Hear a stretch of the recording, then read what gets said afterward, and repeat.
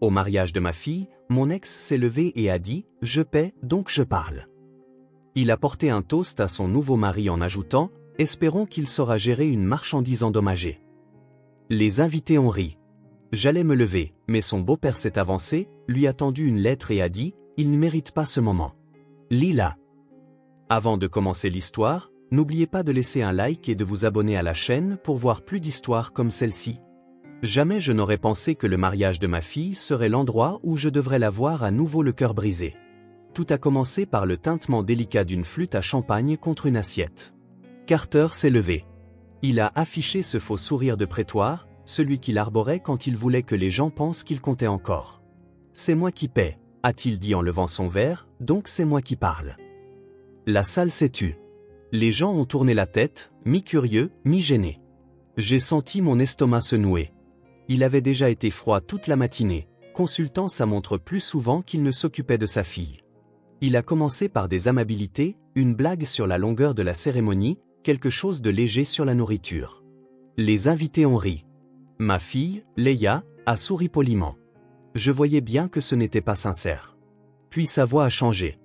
Leia est devenue une belle femme, a-t-il dit. Elle est intelligente, forte, espérons-le. Il s'est tourné vers le marié. Son nouveau mari saura gérer une marchandise endommagée. Des rires, de vrais rires. D'abord timide, gêné, confus, mais réel. Leia s'est figée, sa main s'arrêtant en l'air, son verre de vin juste sous ses lèvres. Ses yeux ne bougeaient plus, fixés sur le vide. J'ai senti la rage me monter à la gorge. J'ai repoussé ma chaise. J'étais prête à me lever, à dire quelque chose, à crier s'il le fallait. Personne, pas même lui, n'allait humilier ma fille de la sorte. Mais avant que je puisse parler, Elias a bougé. Il n'a pas dit un mot. Il a juste traversé lentement la pièce, d'un pas assuré, comme toujours. Arrivé près de Leia, il s'est agenouillé à côté d'elle et lui a tendu une lettre pliée. Elle l'a regardé, les yeux écarquillés et vitreux. Il n'a pas expliqué. Il a juste dit, il ne mérite pas ce moment. Lis-la. La salle est tombée dans un silence si profond qu'on aurait dit que tout le monde avait oublié comment respirer. Leia avait toujours imaginé le jour de son mariage comme une sorte de retour aux sources, non pas à un lieu, mais à un sentiment qu'elle n'avait connu que par bribes, la sécurité, la célébration, être entourée de gens qui l'aimaient sans condition. Pendant des mois, elle avait planifié chaque détail, les fleurs roses poudrées, le quartet de jazz, l'arche de jardin que son beau-père avait construite de ses mains. Ce n'était pas juste un mariage, c'était son moment à elle, l'instant où elle entrait dans un avenir qui lui appartenait enfin. Ce matin-là, elle était radieuse. Sa robe tombait comme dans un rêve. Quand je l'ai aidée à remonter la fermeture éclair dans son dos, elle s'est regardée par-dessus son épaule dans le miroir et a dit « Ça va, je suis bien ?» J'ai souri, repoussant une mèche de cheveux derrière son oreille. « Tu ressembles à tout ce qu'il y a de bon en ce monde, ai-je dit. » Et je pensais chaque mot. Elle avait traversé plus d'épreuves que la plupart des femmes de son âge. Elle méritait la paix, les rires et une salle pleine de gens qui la voyaient comme une personne entière. Elle méritait surtout un père qui protégerait ce moment, au lieu d'essayer de le lui voler. Carter n'avait pas été ce père depuis longtemps. Quand Leia avait 12 ans, il est parti.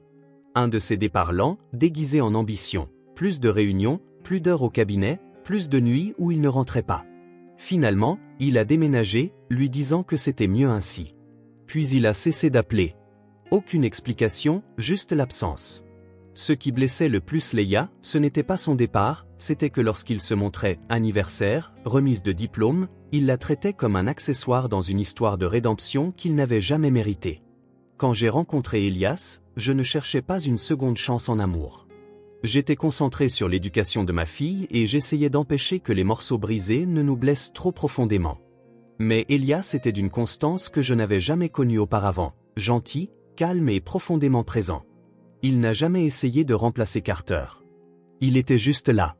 La première fois qu'il a aidé Leia avec ses devoirs de maths, il est resté assis pendant 2 heures pendant qu'elle pleurait de frustration. Il n'a pas scié. Il n'a pas abandonné. Il est juste resté.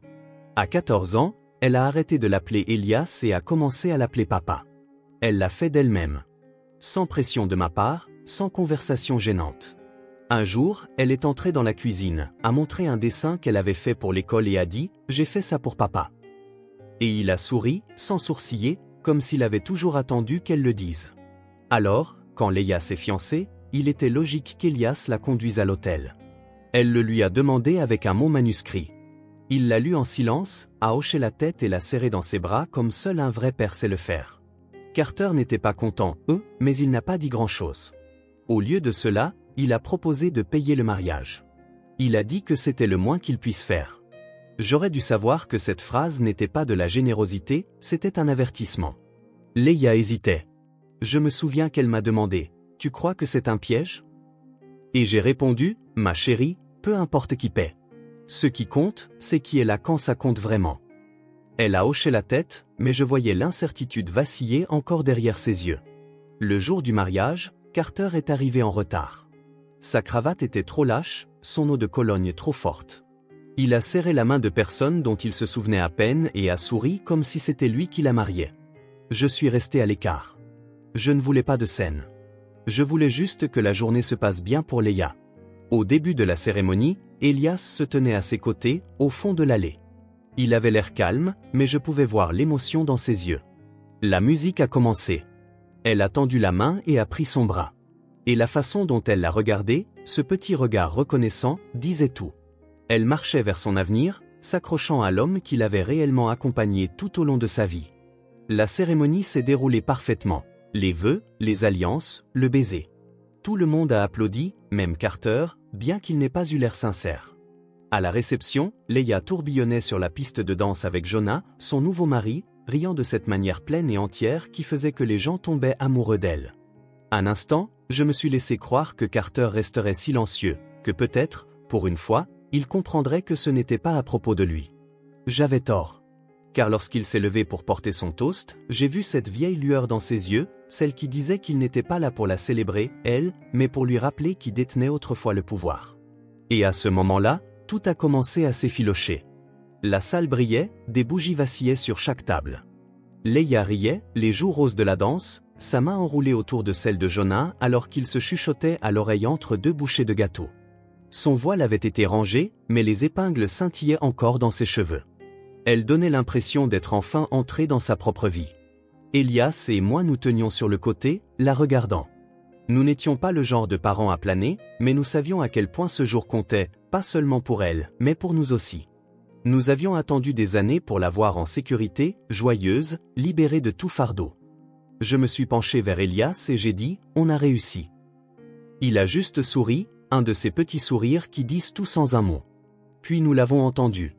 Le son d'une flûte à champagne tapotant contre le bord d'une assiette. C'était sec, trop sec.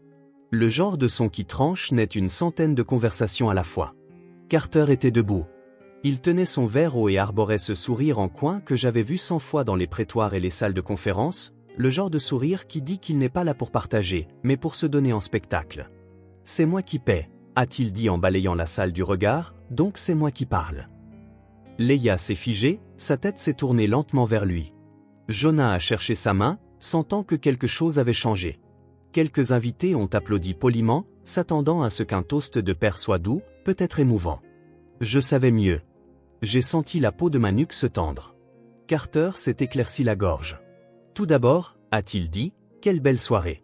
La nourriture, la musique, mes compliments à celui qui a choisi l'open bar. Rire. Le genre léger. Les gens se détendaient, attendant la partie émotionnelle. Il s'est tourné vers Leia et Jonah, les yeux brillants. Je veux juste dire à quel point je suis fier de ma fille. Elle est devenue une femme forte, impressionnante. Elle a traversé beaucoup de choses. Il a marqué une pause. Énormément de choses. Et espérons-le, son nouveau mari saura gérer une marchandise endommagée. Silence. Puis quelques rires brefs, incertains. Le genre de rire que les gens émettent quand ils ne sont pas sûrs si quelque chose était censé être drôle. J'ai vu des visages se tordre de confusion, de gêne, d'inconfort. Leia n'a pas ri. Elle n'a pas scié. Son corps s'est raidi comme si elle venait d'être giflée devant tout le monde. Mon cœur s'est fendu. Ce n'était pas une blague. C'était une blessure que Carter attendait de rouvrir depuis des années.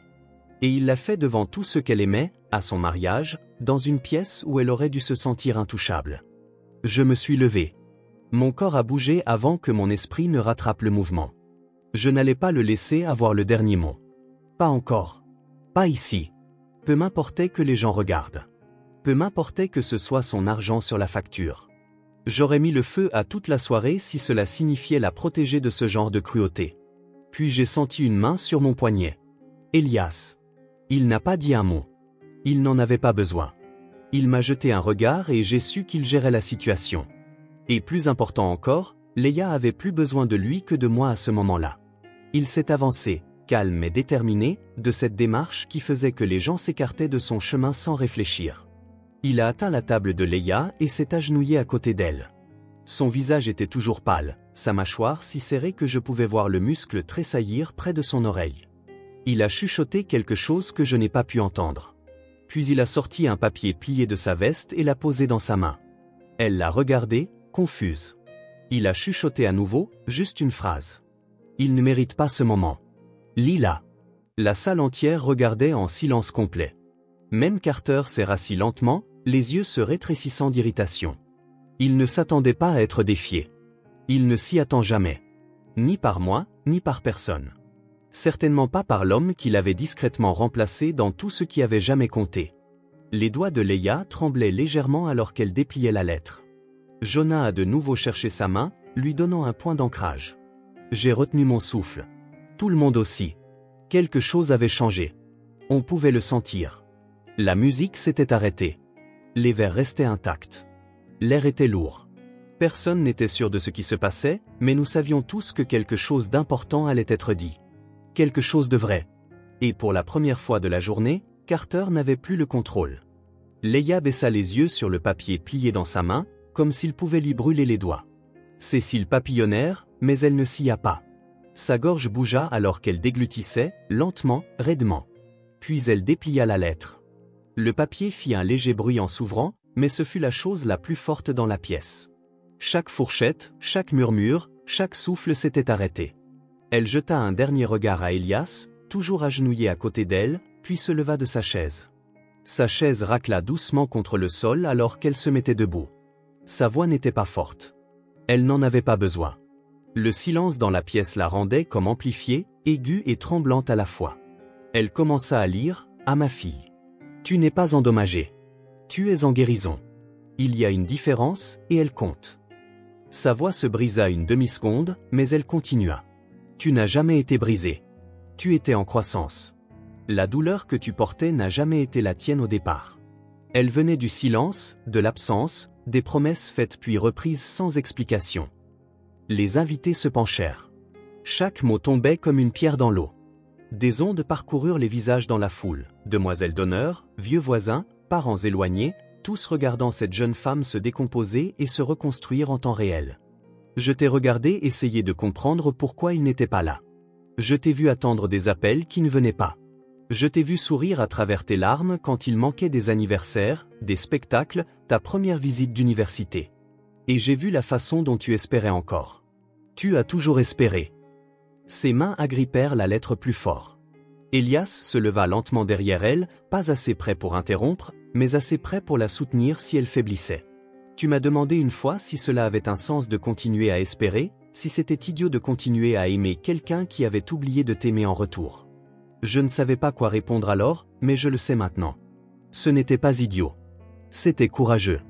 Parce que tu n'as jamais renoncé à l'idée que tu méritais d'être aimé. Elle jeta un regard vers Carter. Il ne bougeait pas.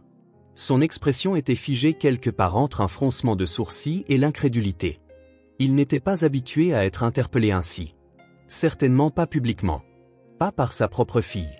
Elle continua, Carter Alden a payé pour ce mariage. Il a payé pour le lieu, la nourriture, la musique. Et je suis sûr qu'il le rappellera aux gens pendant des années. Mais l'amour ne se paie pas en chèque. Il se paie en présence. La voix de Leia devint plus forte, comme si chaque phrase construisait une plateforme sous ses pieds. L'homme qui se tenait à mes côtés aujourd'hui est l'homme qui est resté. Il est resté quand je pleurais à cause des garçons à l'école et des lettres de refus des universités. Il est resté quand je paniquais à l'idée de grandir. Il était là à chaque match de softball, à chaque foire scientifique, à chaque petit moment qui n'avait pas besoin d'être grand pour compter. Elle marqua une pause, juste assez longtemps pour que l'air se calme. Il ne m'a jamais demandé de l'appeler papa. Il l'a mérité. Un léger hoquet de surprise parcourut la foule. Pas de drame, juste la vérité. Et à mon mari, Jonah, dit-elle en se tournant légèrement, voici la famille dans laquelle tu entres. Pas parfaite, mais authentique. Pas bruyante, mais loyale. Jonah se leva et passa un bras autour de sa taille. Elle laissa tomber la lettre sur la table. Elias tendit la main et posa une main sur son dos. Ce n'était pas mis en scène. Ce n'était pas destiné à un public. C'était à quoi ressemble une famille quand personne ne regarde. Les gens commencèrent à applaudir. Doucement d'abord, puis plus fort. Pas les applaudissements habituels que l'on entend lors des discours. Ce n'était pas poli. C'était reconnaissant, honnête, nécessaire. Carter restait immobile. Il paraissait plus petit maintenant. Pas humilié, juste insignifiant. Il était entré dans cette pièce en croyant qu'il avait encore du pouvoir sur elle, et en moins de 5 minutes, elle lui avait montré qu'il ne l'avait jamais eu. Leia se tourna vers Elias et chuchota quelque chose que lui seul pouvait entendre. Il sourit, les yeux humides mais fiers. Il n'avait pas besoin de reconnaissance. Il ne l'avait jamais eu. J'ai regardé autour de la pièce et j'ai vu ce pourquoi j'avais prié depuis que Leia était une petite fille. Pas de honte, pas de doute, pas de douleur qu'elle ne pouvait nommer. Juste de la lumière, enfin, non filtrée. Elle avait parlé. Et maintenant, elle était libre. Quand Leia eut fini de lire la lettre, elle se tint parfaitement immobile. Ses mains tremblaient légèrement, mais sa voix ne s'était jamais brisée. Elle ne chercha pas l'approbation de la foule. Elle ne jeta plus un regard à Carter. Elle n'en avait pas besoin. La lettre avait fait ce que des années de silence n'avaient jamais pu faire, elle avait donné voix à la douleur qu'elle portait, et elle avait rendu quelque chose indéniablement clair à chaque personne présente dans cette salle. Carter Alden n'était plus le père dans son histoire. Les applaudissements grandirent, ni déchaînés ni chaotiques. Ils étaient réfléchis, délibérés, montant comme une vague. J'ai vu des visages s'adoucir, des larmes essuyées discrètement. Quelques personnes qui avaient ri pendant le toast de Carter regardaient maintenant le sol. Certaines échangeaient des regards discrets, mal à l'aise avec ce dont elles venaient de faire partie. L'atmosphère avait changé. Ce n'était plus une fête. C'était quelque chose de plus profond. Jonah se pencha et embrassa Leia sur le front. Elle sourit, mais ses yeux ne quittèrent pas Elias. Elle fit un pas vers lui, les bras ouverts. Il la rejoignit à mi-chemin. Leur étreinte fut lente et pleine. Elias la serra contre sa poitrine, ses deux bras enroulés étroitement autour d'elle. Il ne parla pas. Il pressa juste doucement sa main contre l'arrière de sa tête, comme il le faisait quand elle était petite et avait peur. Son corps s'affaissa contre le sien, comme si elle avait enfin trouvé sa place. Les applaudissements s'adoucirent et s'éteignirent dans le silence. Carter se leva. Que ce fût par instinct ou par ego, je ne le saurais jamais. Il ajusta sa veste et s'éclaircit la gorge, comme s'il allait expliquer quelque chose. Le genre de geste suffisant que j'avais vu trop de fois dans les prétoires et les fêtes d'entreprise. Mais cette fois, personne ne le regarda. Le microphone était toujours sur la table. Il tendit la main vers lui, hésita, puis retira sa main. Il n'y avait aucun moyen de se remettre de ça. Pas de blague pour détendre l'atmosphère, pas de transition en douceur pour retrouver le devant de la scène par son charme. Il prit son verre et but une gorgée. Personne ne trinqua en retour. Quelques invités tournèrent leurs chaises. Certains jetèrent un coup d'œil vers la piste de danse. L'un des garçons d'honneur se leva et se dirigea vers le bar, coupant délibérément le champ de vision de Carter. Il n'était plus le centre de la pièce. Il ne faisait même plus partie de la pièce.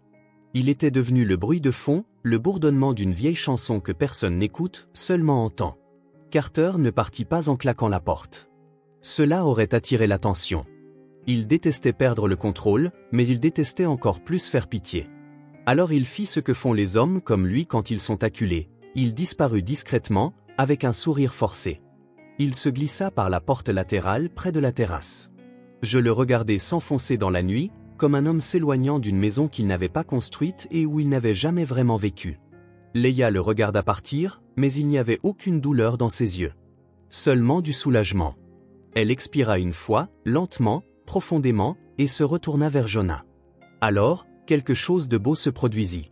La musique revint, pas forte ni discordante, juste une douce mélodie du groupe de jazz, quelque chose de lent et de chaleureux, comme si l'air s'était enfin souvenu comment respirer. Jonah ramena Leia sur la piste de danse. Elias revint à mes côtés, son bras reposant doucement autour de mon dos. Je ne parlais pas. Je n'en avais pas besoin. Les gens se remirent à danser, lentement d'abord, incertains de la manière de relancer la joie après une telle immobilité. Mais la joie, quand elle est réelle, c'est comment retrouver son chemin. Léa rit à quelque chose que Jonah lui chuchota. Son visage s'illumina comme le soleil perçant à travers une tempête. Je n'avais pas vu ce genre de rire chez elle depuis des années, peut-être jamais. Elle ne faisait plus semblant. Elle avait traversé le feu devant tout ce qu'elle aimait, et au lieu de se recroqueviller, elle se tenait plus droite. Au lieu d'être humiliée, elle avait trouvé du pouvoir. Pas dans la vengeance, pas dans les cris, mais dans la vérité. La vraie vérité n'a pas besoin de crier. Elle n'a pas besoin d'un microphone ou d'une scène. Elle a juste besoin d'être dite, une fois, clairement et sans excuse. C'est à ce moment-là qu'elle a cessé d'être la fille qui avait été abandonnée. Elle est devenue la femme qui s'est choisie elle-même. Et Carter, il est devenu ce qu'il avait toujours le plus craint, inutile. La nuit s'est terminée avec Léa pieds nus sur l'herbe, ses talons dans une main et un cierge magique dans l'autre. Les invités riaient à nouveau, cette fois sans hésitation. La piste de danse brillait sous les guirlandes lumineuses. Les assiettes avaient été débarrassées, le champagne était épuisé, et l'air était passé de la cérémonie à la célébration. Léa s'est approchée de moi alors que la dernière chanson s'estompait. Son maquillage avait légèrement coulé à cause des larmes, mais elle n'avait jamais paru aussi vivante. Elle m'a serré si fort que j'ai senti son cœur battre contre le mien.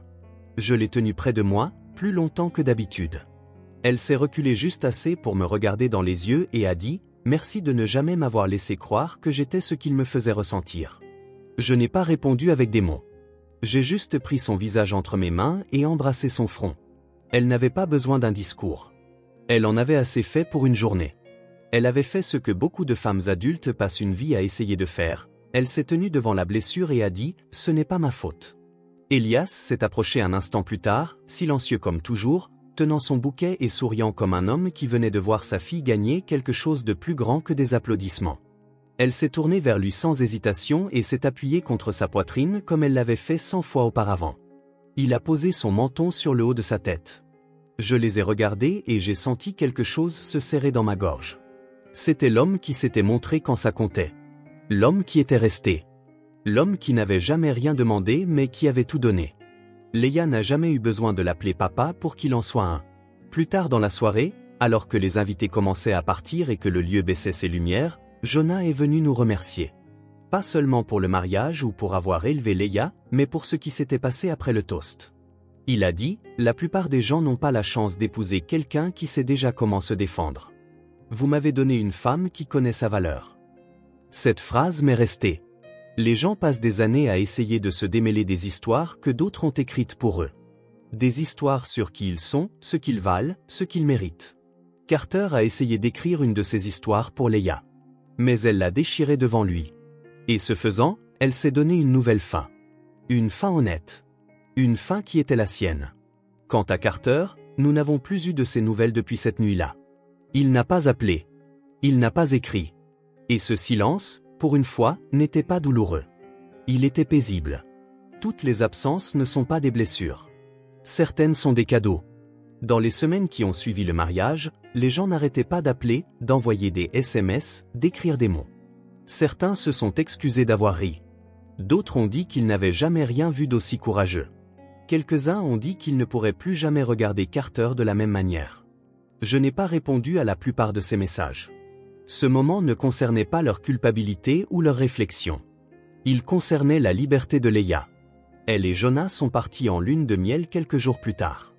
Elle a appelé de l'aéroport avant d'embarquer. Sa voix était calme, assurée. Elle semblait plus légère. Je lui ai demandé comment elle se sentait. Elle a dit, « Je ne pense pas avoir jamais réalisé à quel point je portais encore de choses jusqu'à ce que je les dépose enfin. » C'est à cela que ressemble la guérison. Elle ne vient pas toujours dans le silence ou la solitude. Parfois, elle vient devant une centaine de personnes, avec un microphone emprunté, une main tremblante et un cœur solide. Ce n'était pas juste un mariage. C'était une prise de conscience, une libération, une réappropriation d'identité. On dit que les liens du sang sont plus forts que tout, mais on oublie que l'amour est plus fort que les deux. Elias n'était pas le père de Léa par le sang, mais il était là, chaque jour, de toutes les manières qui comptaient. Et quand le moment est venu de choisir en qui elle croyait, elle l'a choisi lui.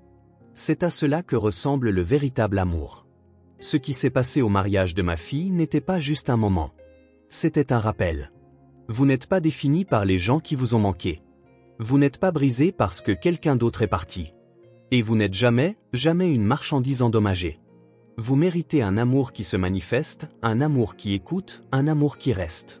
Si cette histoire a signifié quelque chose pour vous, si elle vous a rappelé votre propre parcours ou celui de quelqu'un que vous aimez, prenez un moment pour aimer la vidéo, la partager avec quelqu'un qui a besoin de l'entendre, et laissez un commentaire ci-dessous. Je les lis, et d'autres personnes en voie de guérison aussi. Et si vous voulez plus d'histoires sur l'amour, la résilience et la découverte de votre voix, abonnez-vous à la chaîne. Nous construisons une communauté où personne n'a à guérir seul. Merci d'avoir regardé. Vous comptez. Vous avez toujours compté.